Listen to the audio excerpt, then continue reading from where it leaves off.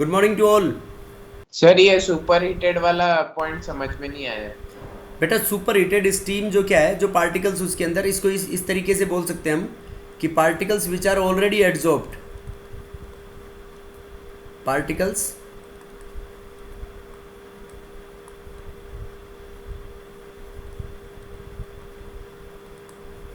Which are already adsorbed, और जो impurities होंगी वो रिमूव हो जाएंगी बेटा।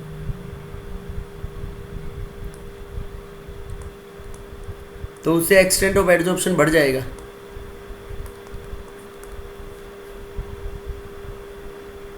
देवेंदु नहीं समझा बेटा?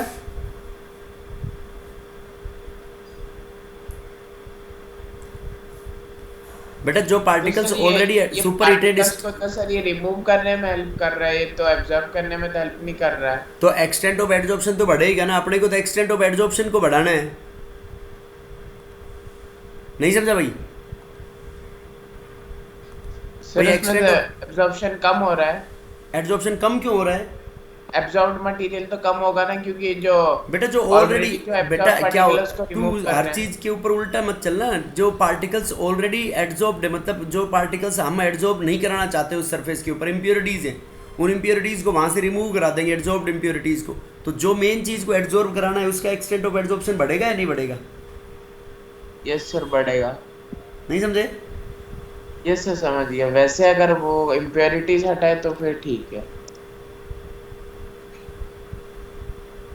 अब देखो बेटा, फ्रेंडुलिच एड्जॉर्प्शन आइसोथर्म्स,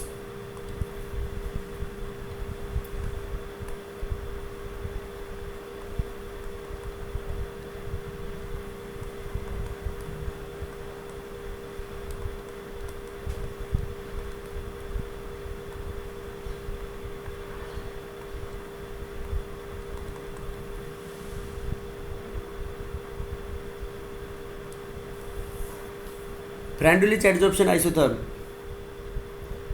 ये एक्सप्लेन करती हैं, these explains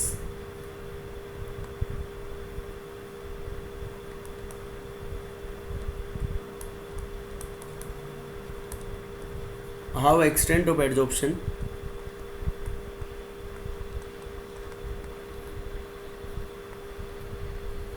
of a gas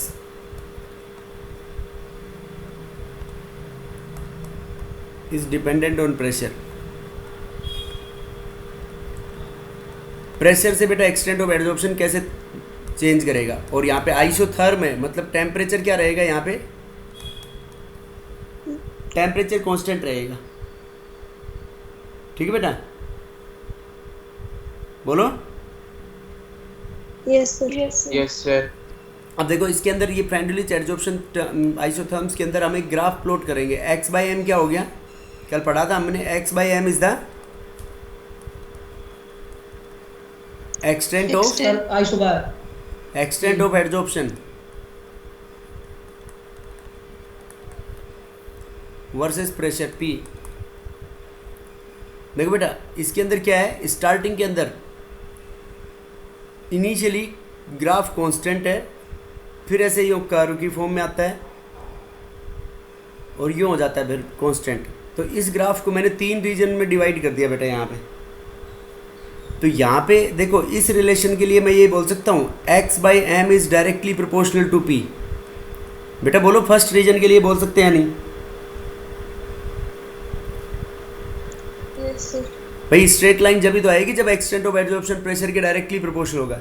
second reason यहाँ पे हो गया x by M is directly proportional to p raise to the power 1 by n, मतलब n कोई भी वैल्यू होगी जब ये कर्व की फॉर्म में आएगा।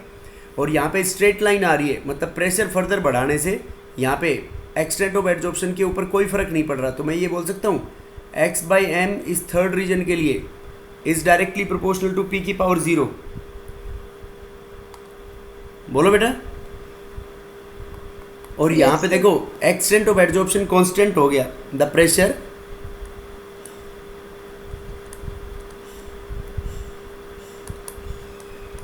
pressure at which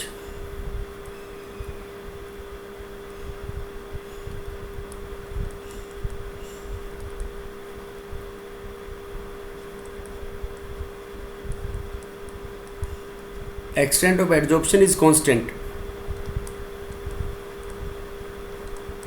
जिस प्रेशर के ऊपर एक्सटेंट ऑफ एड्जॉर्प्शन कांस्टेंट हो जाए उसको क्या बोलेंगे हम?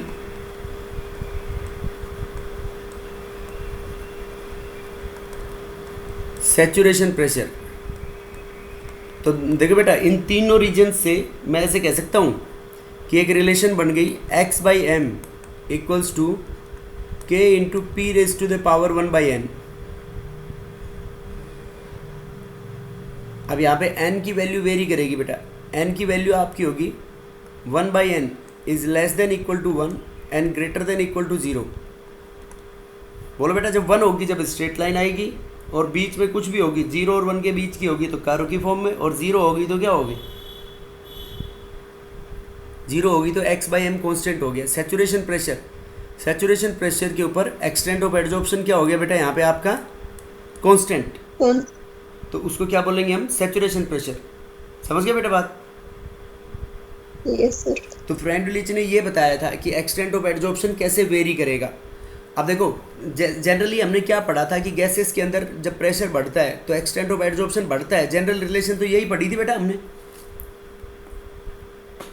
बोलो। अब देखो, ये जो Yes, sir. इक्वेशन है, इसका अगर हम दोनों साइड में log ले लें हम, देखो log of x/m equals to log k plus 1/n आगे आ जाएगा log p। अब देखो, ये इक्वेशन y बराबर mx प्लस c वाली इक्वेशन है या नहीं है बेटा?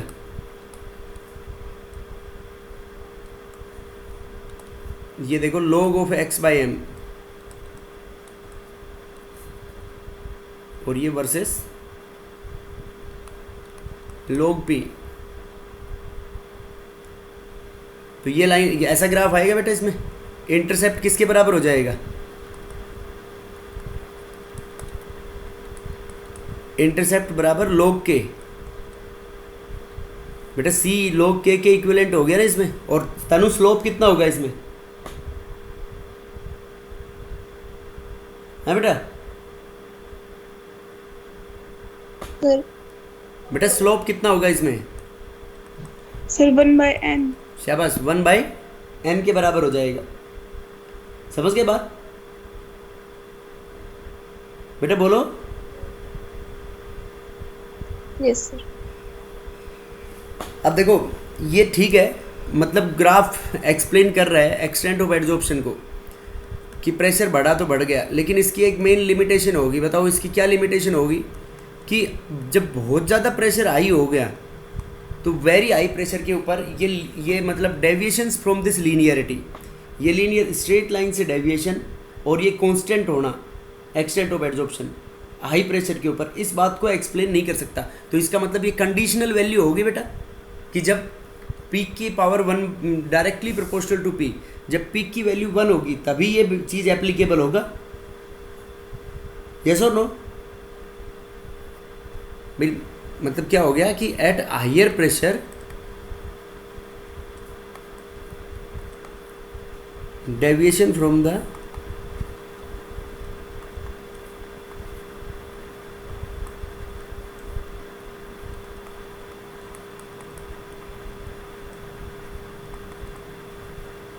at higher pressure deviation from the linearity and x/m deviation from the linearity, और x/m क्या हो गया बेटा? इसमें कांस्टेंट हो गया। समझ गए बात? सर एक बार वापस बताना। बेटा हाई जब प्रेशर है तो हाई प्रेशर है तो देखो हाई प्रेशर के ऊपर ये एक तो कारू की फॉर्म में आ रहा है, तो ये कारू की फॉर्म में क्यों आ रहा है? हाई प्रेशर के ऊपर ये कारू की फॉर्म में आना, और एक ये फिर कांस्टेंट हो गया। यहाँ पे x/m एक्सटेंट ऑफ एड्जॉर्प्शन, इस पॉइंट यहाँ पर जो प्रेशर की वैल्यू है जिस जगह पे कांस्टेंट हो रहा है, तो ये कांस्टेंट क्यों हो रहा है? नहीं समझे? तो ये कांस्टेंट क्यों हो रहा है बेटा? क्योंकि गैस सैचुरेट हो रही है। तो इसका मतलब मैं मतलब ऐसे बोल सकता हूँ या नहीं कि ये कंसेप्ट केवल एप्लीकेबल है उनके लिए, गैसेस के लिए जो मल्टीमोलिकुलर लेयर्स बनाती हैं, क्योंकि लेयर्स जब सैचुरेशन हो जाएगा तो एक्सटेंट ऑफ एड्जॉर्प्शन बिल्कुल क्या हो जाएगा? वहाँ पे कांस्टेंट हो जाएगा। this considers only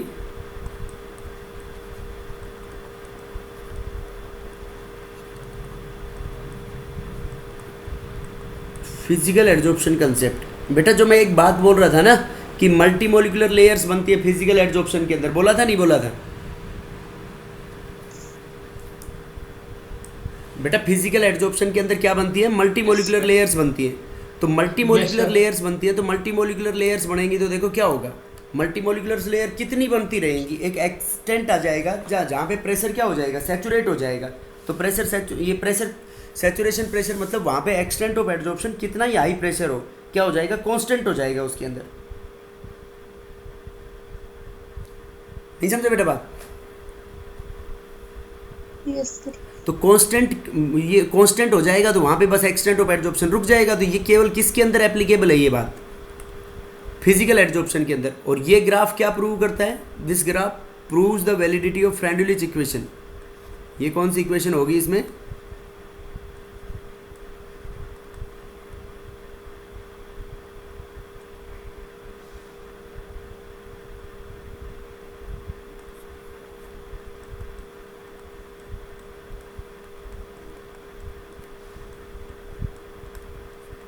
फ्रेंडुलिच equation. तो ये फ्रेंडुलिच इक्वेशन को एक्सप्लेन करता है बेटा ये ग्राफ, समझ गए? कि हायर प्रेशर के ऊपर deviations from the linearity, X by M क्या हो गया, कांस्टेंट। तो this considers only the physical adsorption concept. किसको एक्सप्लेन करता है बेटा ये? केवल फिजिकल एडजॉर्प्शन कंसेप्ट। और ये graph proves the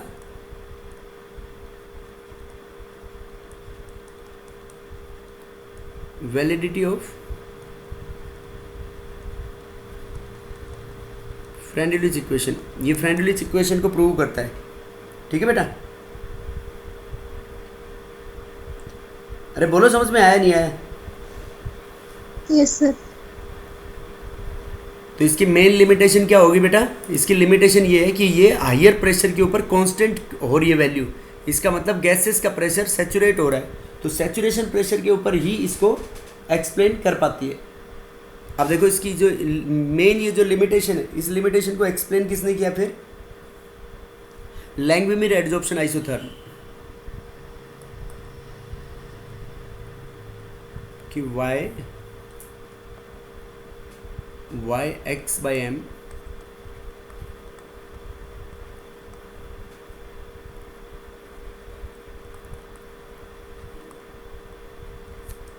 becomes constant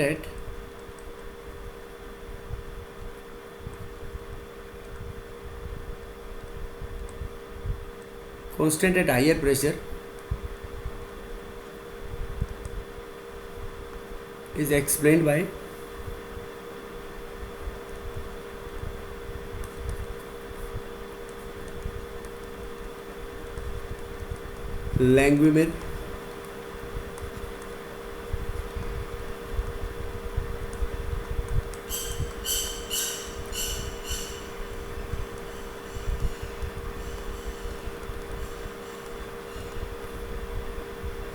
Langmuir adsorption isotherm.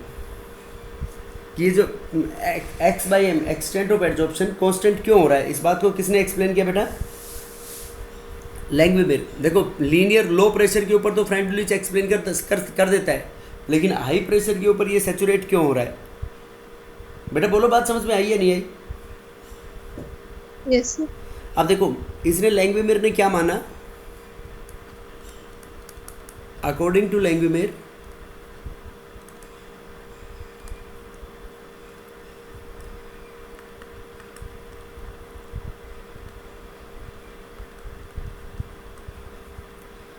adsorption of a gas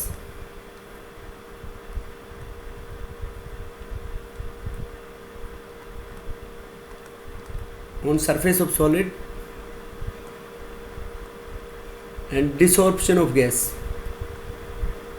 desorption मतलब गैस का रिमूवल। एडजॉर्प्शन और डिसॉर्प्शन कैसे रिलेटेड है?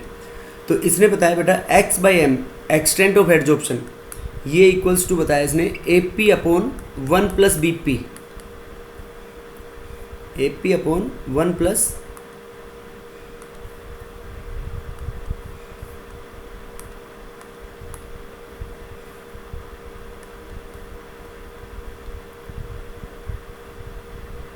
ये है Langmuir equation, X by M equals to A P upon 1 plus B P, where A and B R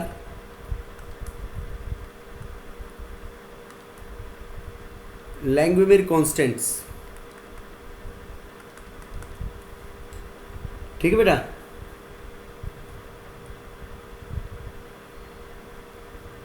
A and B को क्या मान लिया इसने, लैंग्वेमिर कॉन्स्टेंट्स। अब लैंग्वेमिर ने क्या माना, according to लैंग्वेमिर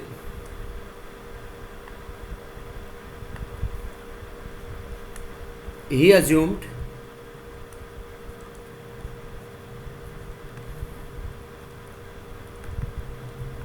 that there exists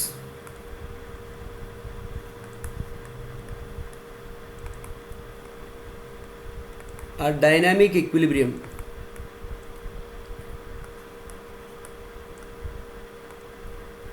between two opposing processes.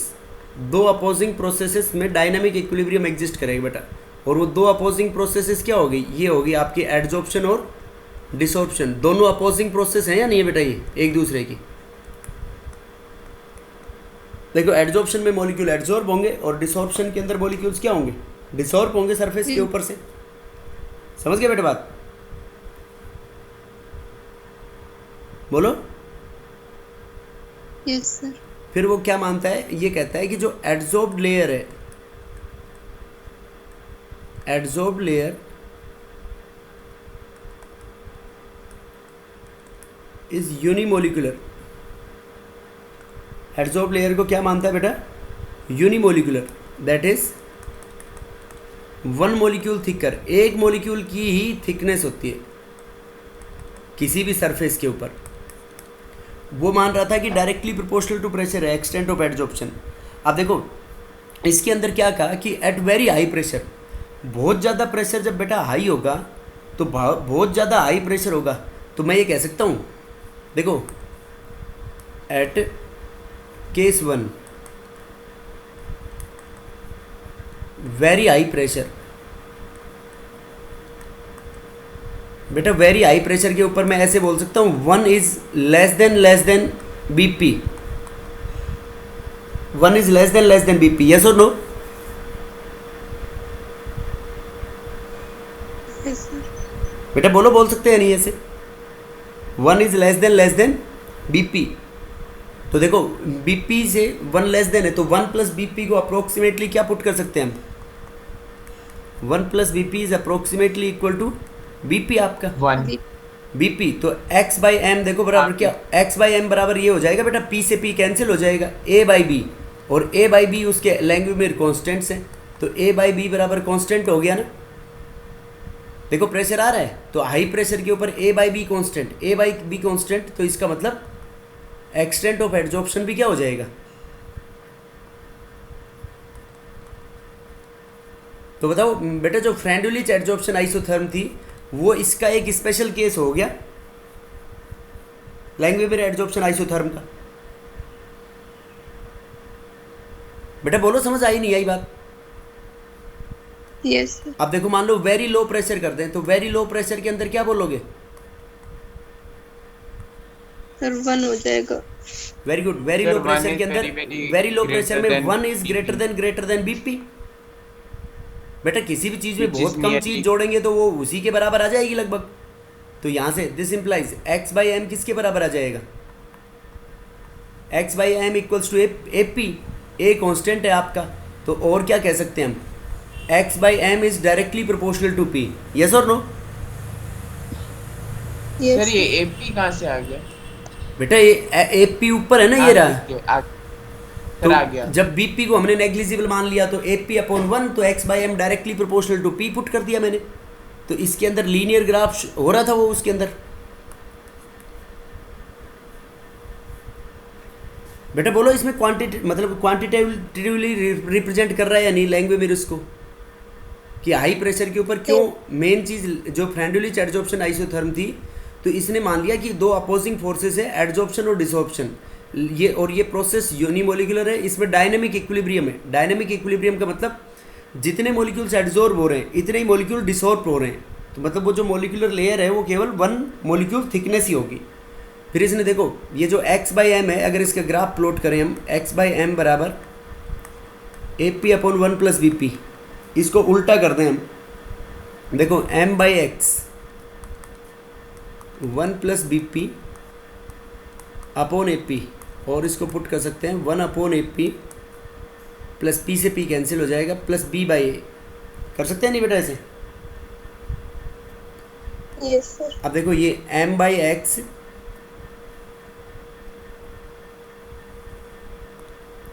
m by x versus 1 by P, तो कैसा ग्राफ आएगा इसमें?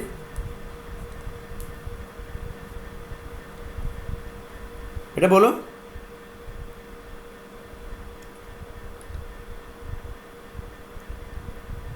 बेटा ये y बराबर सीधा पुट कर दो, y बराबर ये हो गया आपका एम एक्स प्लस सी, तो c इंटरसेप्ट हो गया। ये देखो उसको प्रूव कर रहा है नहीं कर रहा है, इंटरसेप्ट किसके बराबर आ गया इसमें? इंटरसेप्ट बराबर आ गया आपका b बाई ए, और स्लोप किसके बराबर हो जाएगा?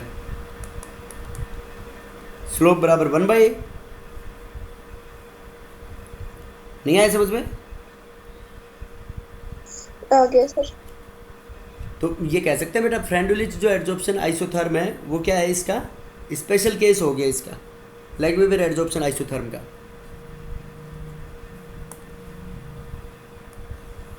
उसके बाद देखो adsorption from solutions.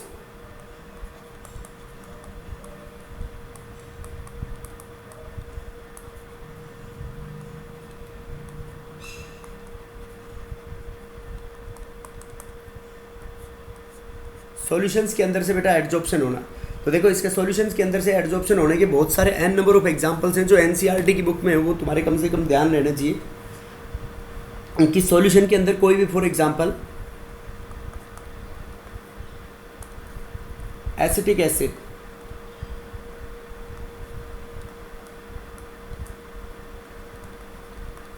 Acetic acid की सेक करेंगे बेटा हम इसको, दिस इज सेकन विद चारकोल।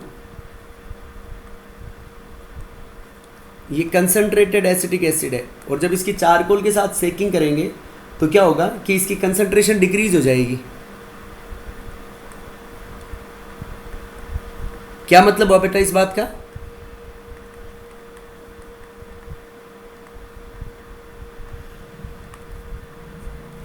बेटा एसिटिक एसिड की जब चारकोल के साथ हम क्या करेंगे, इसको सेक करेंगे चारकोल के साथ, तो उसकी concentration of acetic acid decreases. तो इसका मतलब क्या हुआ, चारकोल ने एसिटिक एसिड को एड्सॉर्ब कर लिया बेटा अपनी सरफेस के ऊपर। सर इसको मतलब इसका कंसंट्रेशन को डिक्रीज कर दिया, वो भी तो बोल सकते हैं। नहीं तो कंसंट्रेशन तो डिक्रीज होगी, वो तो मैं लिख ही रहा हूँ, concentration of acetic acid decreases. लेकिन क्यों डिक्रीज हुई, मेन चीज ये है पता करने की बात इसमें, क्यों डिक्रीज हुई बेटा?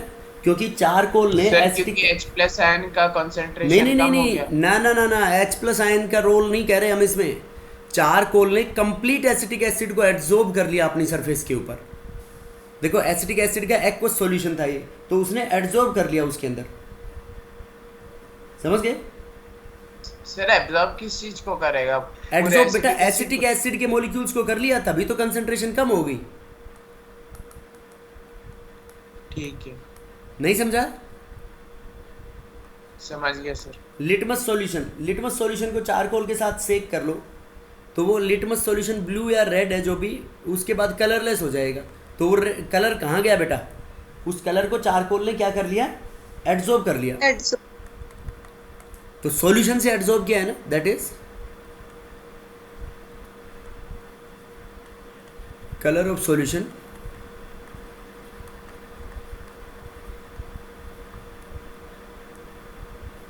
Is absorb by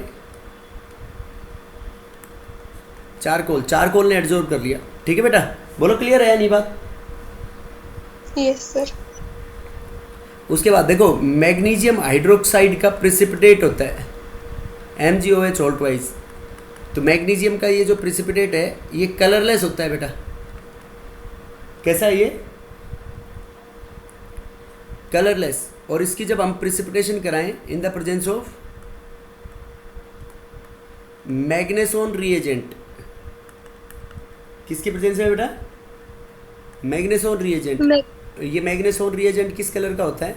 blue colour का होता है, ठीक है। तो ये जो मतलब पीपीटी बिकम्स ब्लू कलर।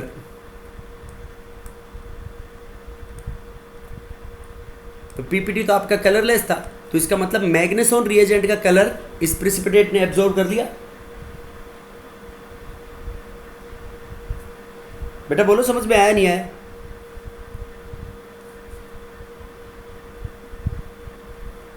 अब देखो हाउ एक्सटेंट ऑफ एब्जॉर्प्शन।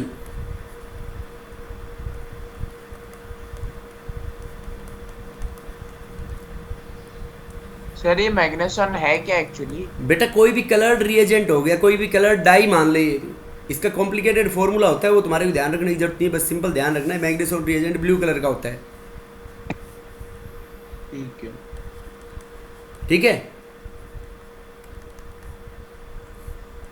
देखो तुम्हारे को मतलब किस बात से है कि ये कलरलेस था, इसकी प्रेजेंस में अगर हम इसको प्रिसिपिटेट कराते हैं तो ये ब्लू कलर का हो जाता है प्रिसिपिटेट। तो ब्लू कलर कहाँ से आया? इस मैग्नेसोन रिएजेंट से अपनी सरफेस के ऊपर इसने एब्जॉर्ब कर लिया।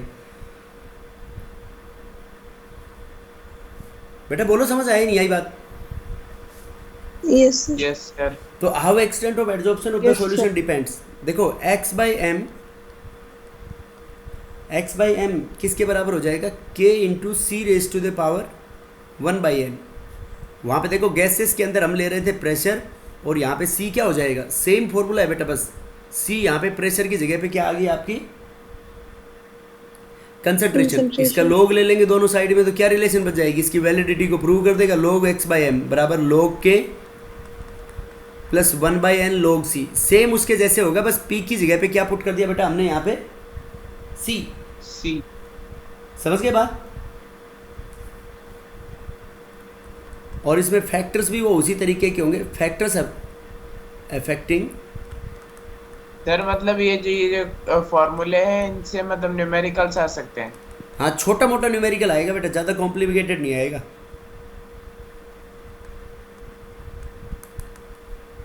Factors affecting adsorption of solutions. But देखो इसमें क्या कह सकते हैं बेटा हम? सरफेस एरिया ऑफ एड्जॉर्बेंट पे डिपेंड करेगा। देखो सरफेस एरिया ज़्यादा तो एक्सटेंट ऑफ एड्जॉर्प्शन भी क्या होगा? ज़्यादा होगा।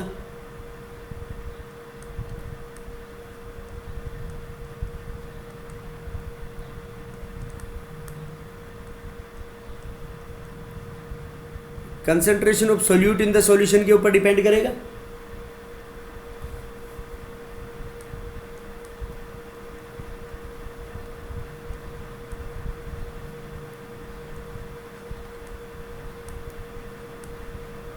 नेचर ऑफ एड्जॉर्बेट,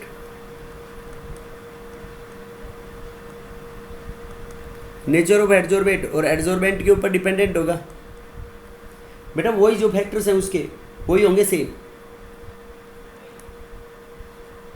टेम्परेचर, देखो नेचर ऑफ एड्जॉर्बेट और एड्जॉर्बेंट, टेम्परेचर में क्या कह सकते हैं कि टेम्परेचर इज इंक्रीजेस तो एक्सटेंट ऑफ एड्जॉर्प्शन सॉल्यूशंस के अंदर से एक्सटेंट ऑफ एड्जॉर्प्शन डिक्रीज हो जाएगा बेटा, डिक्रीजेस इन सॉल्यूशंस।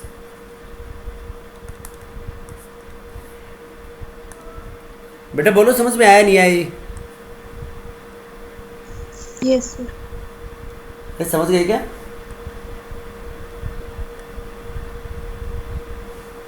अरे बोलो। Yes sir. Yes sir. Sir हाँ बेटा। सर मेरे को एक डाउट था, मैं आपको पर्सनली पूछ लूंगा बाद में। ना अभी पूछ ले, पूछना चाहता है तो सर बेटा पूछ ले, अभी पूछना चाहता है तो अभी पूछ ले, कोई दिक्कत नहीं है। सर जैसे आता है वो कॉम्प्लिकेटेड जो मतलब जो इक्वेशंस आ रही है उसमें लॉग की वैल्यू और वो फाइंड करने में परेशानी आ रही है, तो मतलब वो कैसे करना वो पूछना था। अच्छा, लॉग की वैल्यूज। यस सर, मतलब जैसे वो चैप्टर मतलब कुछ कुछ जैसे डायरेक्टली सॉल्व करने की मतलब थोड़ा जल्दी सॉल्व करने से कैसे करेंगे वो बेटा थोड़ा सा मैं problem आ इसकी रही है। एप्लीकेशंस बता देता हूँ देवेंदु अभी, है ना, फिर उसके बाद तेरी लॉग की वैल्यूज ले लेंगे फटाफट। अगर टाइम बचेगा तो अभी ले लेंगे, सर नहीं या फिर फिर आपको पर्सनली पूछ लूंगा। नहीं बेटा, सबको बता देंगे। लोग तो सब बच्चों को प्रॉब्लम आती है लोग में ना, बार बार। मैंने कोई बात नहीं, एक बार बता दी, दोबारा बता देंगे, 3 बार बताएंगे, जब तक याद नहीं हो जाएगा तुम्हारे। ठीक है ना? ठीक है सर। देखो बेटा, एप्लीकेशंस, गैस मास्क, गैस के मास्क में आता है नहीं आता? गैस मास्क में मैंने बताया था ना, क्राउडी प्लेसेस के ऊपर पुलिस वाले अपने मास्क लेके रखते हैं। Activated charcoal. Very good. उसके अंदर एक्टिवेटेड चारकोल इज केप्ट।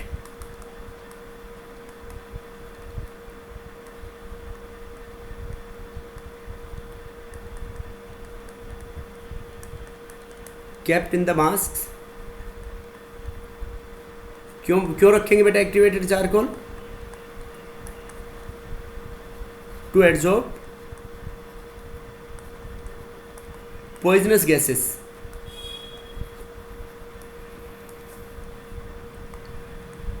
ठीक बेटा, और बताओ कहाँ काम आता है ये?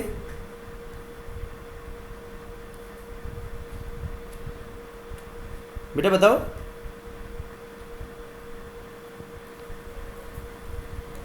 मास नहीं, ये एडजॉर्प्शन फिनोमिनन।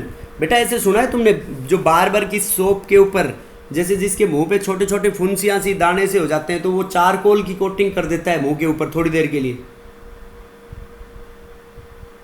Yes sir. क्योंकि Yes, sir. अपने अपने स्किन के ऊपर छोटे छोटे पोर्स होते हैं, तो उनमें से जो इम्प्योरिटीज निकलती हैं, तो वो क्या करता है, चारकोल उनको एब्जॉर्ब कर लेता है। एक ये भी कह सकते हैं बेटा, in creation of vacuum, vacuum formation में काम आ सकता है। चारकोल रख दो, सिलिका जेल रख दो, तो वो वहाँ पे इम्प्योरिटीज को और उनको एब्जॉर्ब कर लेगा अपनी सरफेस के ऊपर।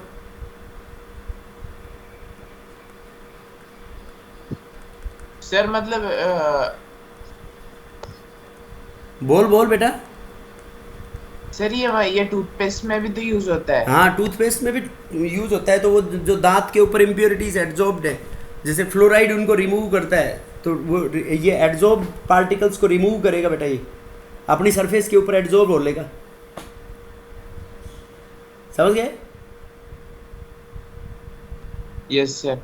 बेटा in softening of hard water softening के अंदर हम रेजिन मेथड यूज में लेते हैं। लास्ट ईयर पढ़ा होगा हाइड्रोजन के अंदर कि वो रेजिन्स जो होती हैं वो उन आयंस को और उनको अपनी सरफेस के ऊपर एब्जॉर्ब कर लेती हैं। ठीक है बेटा? अरे बोलो, समझ में आया नहीं आया?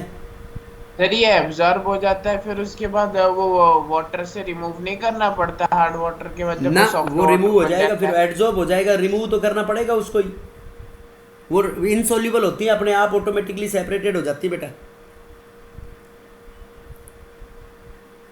मतलब उससे मतलब सर सॉल्ट्स भी रिमूव हो जाते कि रह जाते सॉल्ट्स? नहीं, हार्ड अगर वाटर के salt सॉल्ट्स water- रिमूव करने अपने को, तो जो जिन जिन सॉल्ट्स की वजह से पानी हार्ड होता है, जैसे chloride, bicarbonates and sulphates of calcium and magnesium, तो उनको रिमूव करना होता है मेनली। प्यूरिफिकेशन ऑफ वाटर, बेटा फिटकरी सुना है तुमने? फिटकरी। Yes sir. तो Yes, sir. जैसे यहाँ पे मडी वाटर ले लो, ठीक है, और इस मडी वाटर के अंदर क्या ले जाओ अब?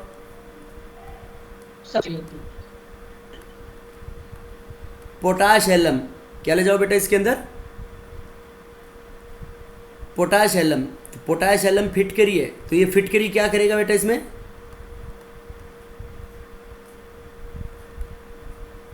It absorb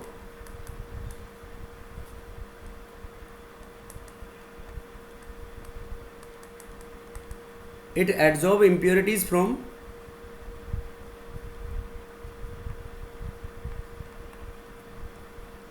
muddy water. ये मडी वाटर से इंप्योरिटीज को एब्जॉर्ब कर लेगा बेटा पोटाश एलम अपनी फिटकरी की, अपनी सरफेस के ऊपर। बेटा समझ गए क्या? Yes yes sir.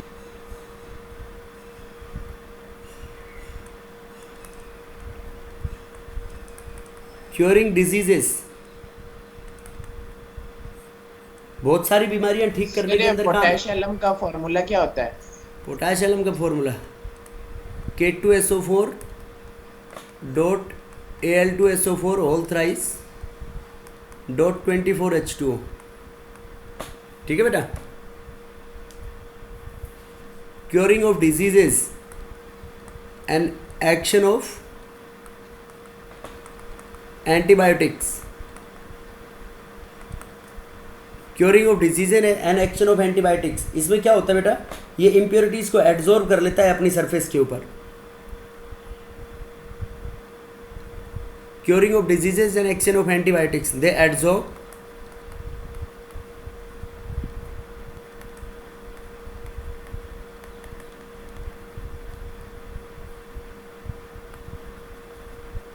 मतलब जो बैक्टीरिया होंगे ना बेटा, बैक्टीरिया या माइक्रो ऑर्गेनिजम्स, एंटीबायोटिक्स और ये क्या करेंगे, adsorbs micro organisms on their surface, एड्जॉर्ब्स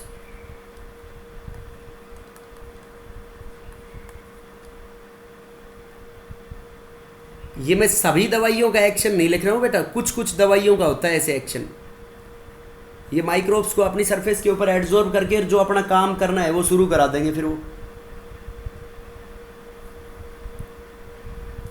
समझ गए बेटा।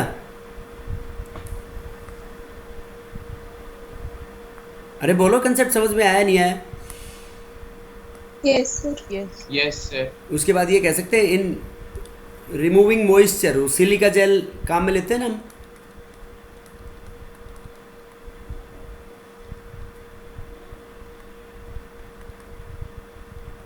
Silica gel is used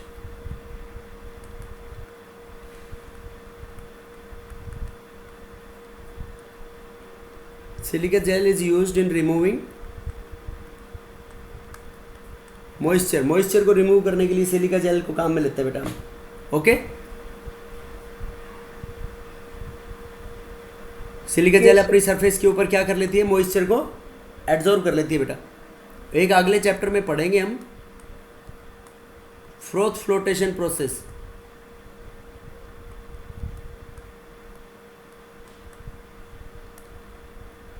metallurgy के अंदर आता है ये,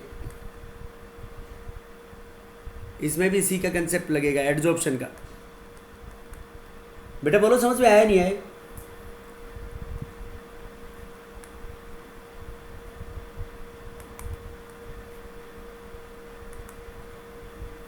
सेपरेशन ऑफ इनर्ट गैसेस, उनको भी उनके different inert gases on the basis of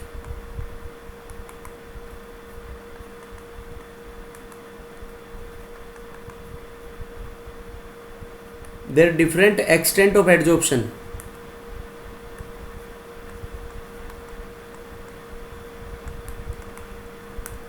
उनके अलग अलग एक्सटेंट ऑफ एड्जॉर्प्शन के भी आप पे सेपरेट करेंगे बेटा हम। 9th chromatography. बेटा सुना है नाम क्रोमेटोग्राफी?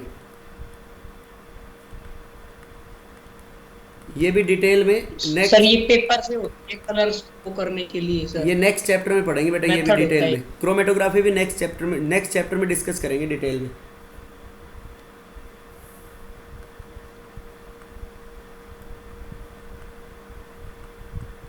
इन हेट्रोजीनियस कैटालिसिस, ये बेटा इसी चैप्टर में आएगा बाद में। हेट्रोजीनियस कैटालिसिस दो तरीके का होता है, एक तो होमोजीनियस और एक हेट्रोजीनियस।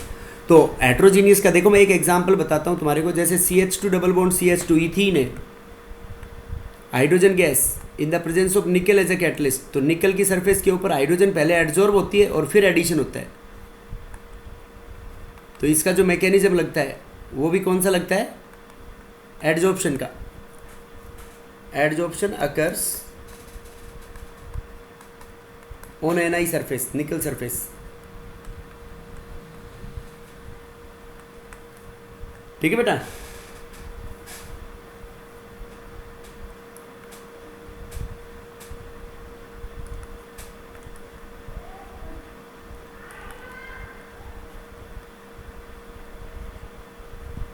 Clarification of sugar. बेटा क्लैरिफिकेशन ऑफ शुगर का मतलब क्या होता है, जैसे चीनी तुमने देखी है, रो शुगर येलो कलर की होती है। सर वो ब्राउन टाइप की होती है। हाँ, ब्राउन येलोइश होती है। Raw sugar is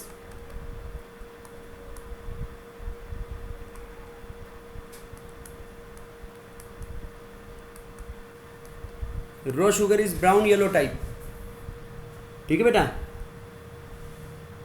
raw sugar brown yellow type है, तो इसके अंदर क्या होता है, ब्राउन येलो टाइप है। इस शुगर को हम चारकोल के अंदर पास कराते हैं, तो चारकोल में पास कराते हैं तो ये बिल्कुल कैसी हो जाती है, कलरलेस क्रिस्टल्स बन जाते हैं उसको। तो चीनी को प्यूरिफाई करने में भी काम आती है ये। तो ये इम्प्योरिटीज़ को क्या करेगा, चारकोल अपनी सरफेस के ऊपर एब्जॉर्ब कर लेगा। समझ गया बेटा? Yes sir. This is all about adsorption. बेटा एड्जॉर्प्शन में कोई डाउट हो तो बताओ। इसमें इस चैप्टर को 3 पार्ट्स में डिवाइड कर रखा है, एड्जॉर्प्शन, कैटालिसिस एंड कोलोइडल्स। तो एड्जॉर्प्शन खत्म हो गया ये आपका, ओके। Yes sir. बेटा अब मैं थोड़ी सी देर वो बता देता हूँ। ये देवेंदु जो पूछ रहा था लोग, देवेंदु देख बेटा, लोग की कंसेप्ट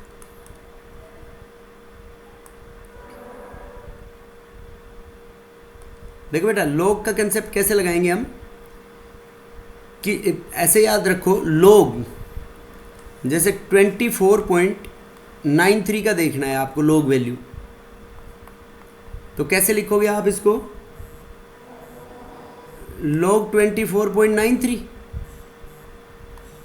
बोलो बेटा, यस सर। ऐसे लिखेंगे नहीं लिखेंगे इसको?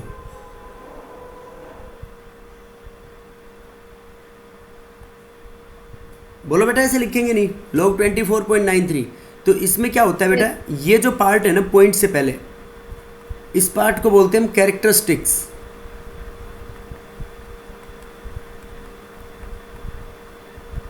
और ये वाले पार्ट को क्या बोलते हैं हम,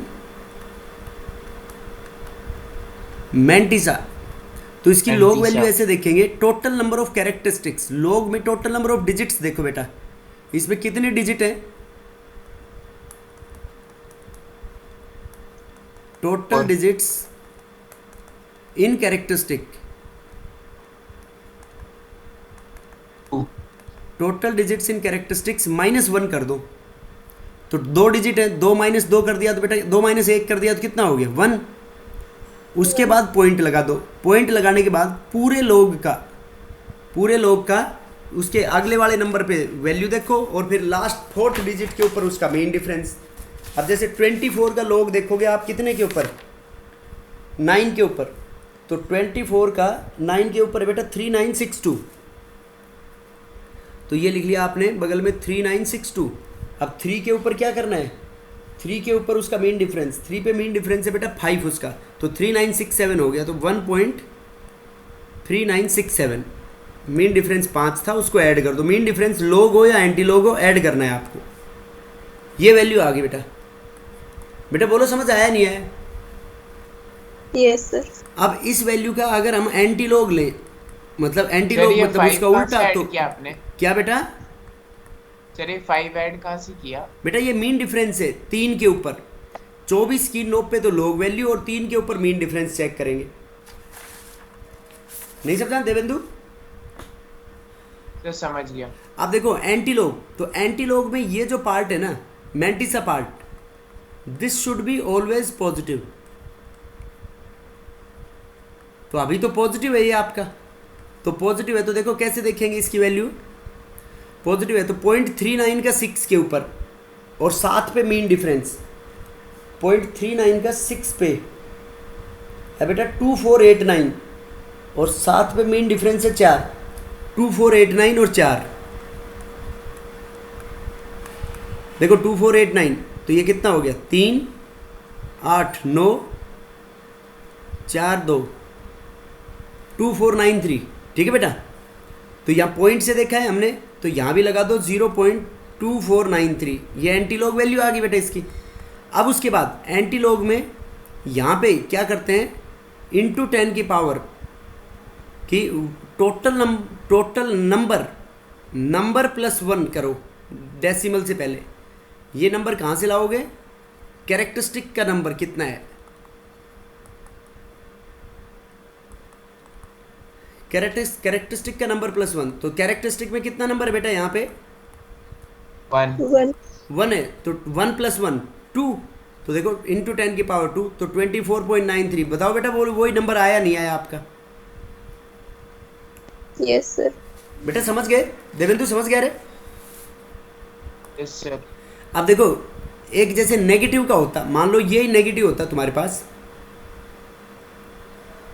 एंटी लॉग ऑफ, ये देखना होता -24.93। तो देखो बेटा, ये पार्ट नेगेटिव का नहीं होना चाहिए। पॉजिटिव वाला क्या कह रहा है? पॉजिटिव वाला क्या बेटा? पॉजिटिव वाला लेंगे। बेटा आवाज़ नहीं आ रही तेरी, कौन बोल रहा है? ये बेटा इसको मैंने ऐसे स्प्लिट कर लिया, -24 -0.93। तो कोई प्रॉब्लम तुम्हारे को ऐसे करने में? -24 -1 +1 -0.93। तो देखो बेटा ये कितना आ गया? एंटी लॉग ऑफ -24 -1 हो गया -25, उसको लिख दो 25 बार, और 1 में से 0.93 घटाएंगे तो बेटा कितना आएगा? 0.07। तो 0.07 पॉजिटिव का हो गया या नेगेटिव का? ही है पॉजिटिव सर। पॉजिटिव का हो गया। अब Positive। 0.07 के आगे कुछ भी नहीं है, तो 0.07 की वैल्यू 0 पे देख लो, 1175। तो यहाँ पे लिख लो 0.1175। अब देखो बेटा ये नंबर कितना है आपका? 25 -25 -25 में +1 करो, -24, उसको पावर में लगा दो 10 की पावर -24, और इसको लिख सकते हैं हम 1.175 इंटू 10 की पावर -25। ये आंसर आ जाएगा बेटा इसका। देवेंद्र समझ गया क्या? सर ये वैल्यू अपन ने 7 में चेक करी थी ना?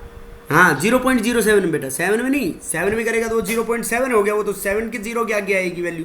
अब देखो इसका लॉग ले लो, इसका लॉग लेोगे तो ये लॉग 1.175 इंटू 10 की पावर -25। तो इसको क्या लिख सकते हैं हम? लॉग 1.175 ऐसे लिख सकता हूँ मैं, प्लस लॉग 10 की पावर -25। -25 हो गया बेटा, -25 log 10, log 10 की वैल्यू होती है 1। अब ये देखो प्लस पॉइंट से पहले कितनी डिजिट है? 1 -1 0, 11 का 7 पे और 5 पे मेन डिफरेंस,